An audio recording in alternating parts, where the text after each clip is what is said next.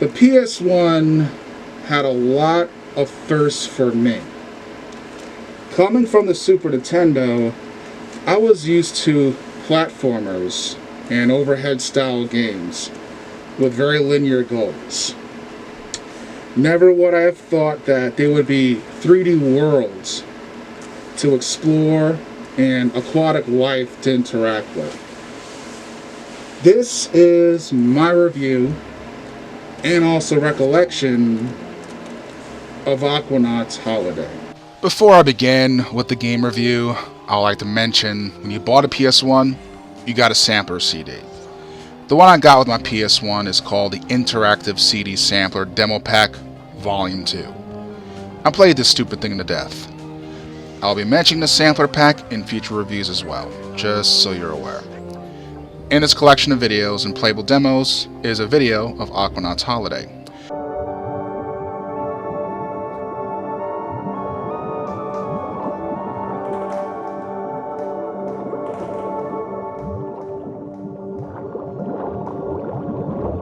You cannot play the game, but you can see it in action.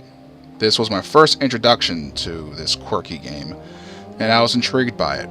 So when I finally got my hands on it, I must say, I spent a stupid amount of time playing it. Created by ArtDink in 1996, one of my favorite PS1 developers at the time made a surreal experience where the game is meant to ultimately relax you during gameplay.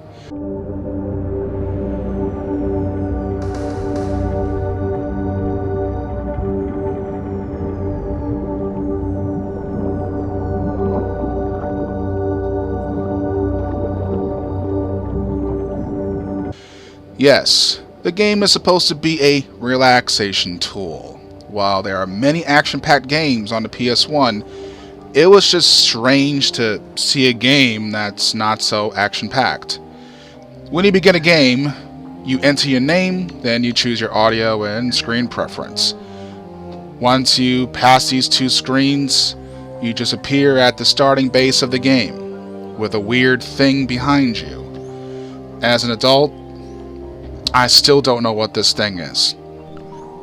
Then you start seeing fish.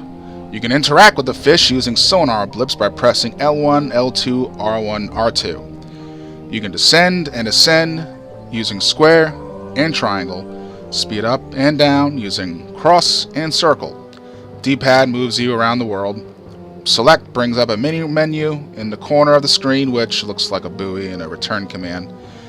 Controls are simple. But what do you do in this game? It's rather simple. You explore. If you choose to, you can interact with as many aquatic life as you like. Many fish will respond to your sonar blips. Many will just ignore you. Other things to do in this game besides exploring is finding landmarks. Landmarks are rather difficult to find, and when you do find one, just press the select button to highlight the buoy, press start, and the buoy will deploy.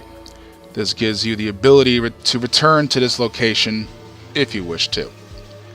And what you do most of the time is explore. Again, just going in random directions until you find new aquatic life you've never seen before. Like this freaky looking red fish. I don't know what it is, nor do I care. It's just freaky, red looking eelfish. Yuck. Pressing select twice will highlight return, and pressing start will take you to a menu. Here, you can select point and view, leave port, build reef, or system. In point view, you can see where you've explored in the entire game. Also, it shows you where you've left your buoys, if you've deployed them. You can also select a buoy and deploy from it or remove it. Build reef is the meat and potatoes of the game. The more you explore Aquanaut's Holiday, the more you can place down reefs. The triangle, square, and cross button creates different colored reefs, from red, blue, and yellow. You can also stack reefs on top of each other. I have gone for a more Tetris touch to my reefs for some reason. If you wait on the screen, it will dim down and you can see little dots flying across the screen. This represents fish. The bar filling up with red is how populated your reef is with fish. It fills up slowly and will become more populated with all sorts of marine life. When you leave port and start from where you began, you will notice the open area is basically your reef area. You will see all the blocks you've placed down, and you will also see a large variety of fish swimming around.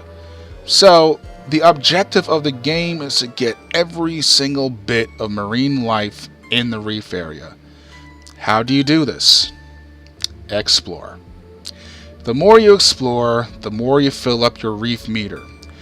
And the more reef blocks you can place down, the more strange landmarks you fill up as well will also fill up your reef meter. The game, as I said before, is meant to be a relaxing experience. Funny story, I had someone play this game when I was young, and they asked me, how can they shoot? I looked at him just like if something was just wrong with him. This is not a game where you see explosions, death, or dismemberment. If you had a stressful day, you could just play this game. Relax yourself for about an hour and enjoy exploring the large area in the game. This was literally one of the first games I ever seen where you can explore in such a large area. Kind of like a sandbox, but without the sandbox features we're accustomed to today. This game was not extremely popular at all, and I was always attracted to strange games on the PS1, which is why I love games made by Artdink. But even though I have praised and explained Aquanaut's Holiday, I am afraid that I also have to criticize its most obvious flaws. I won't go too hard on the game, as it was very early for its time and considering the technology of the time, but I cannot ignore flaws when I experience them. Aquanaut's Holiday was a curiosity and a technical experimentation, which many PlayStation 1 games were before how today's games are, where companies are careful and stick to what sells, like your average first-person shooter, fighting game, real-time strategy, MMORPGs, and even MOBAs. They all have the same mechanics, same gameplay style, and same everything, just with different UIs, slightly upgraded mechanics, and better graphics.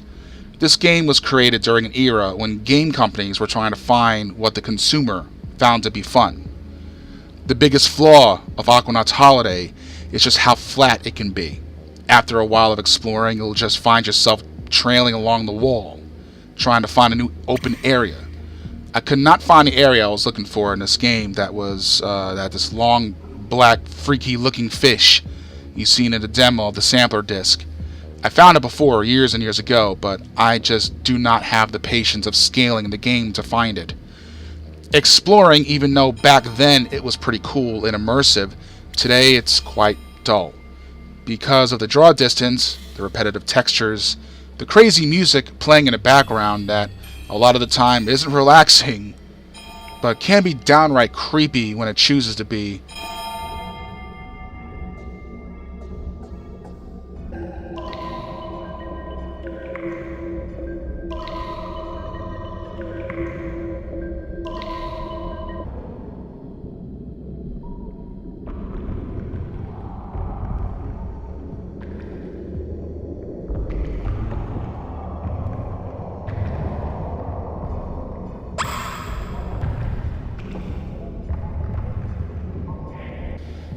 And then the game just falls flat about after an hour of gameplay.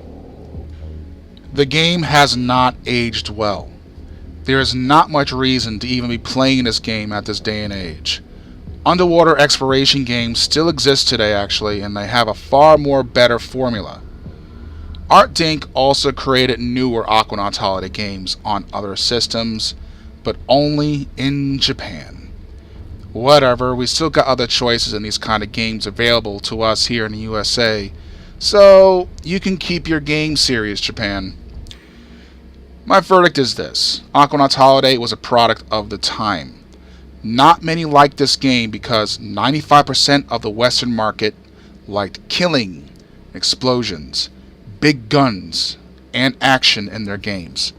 Also, fighting games was a huge thing here in the Western world. A game where you scale a large underwater environment, hoping you'll come across something remotely interesting, just didn't catch on here. Thus, Aquanaut's Holiday was nowhere near a commercial success. So thus, it flopped here. I still have many memories for this game. It's not a perfect game whatsoever, but I like to believe it did lay the groundwork for many great future underwater exploration simulators in our present day. And that is no small thing. You gotta respect your elders. Also with that, I can hear many Gen Z kids say, "Okay, boomer." And I am Dr. Valther Garstang. And hopefully, we'll see each other again next time. But until then, farewell.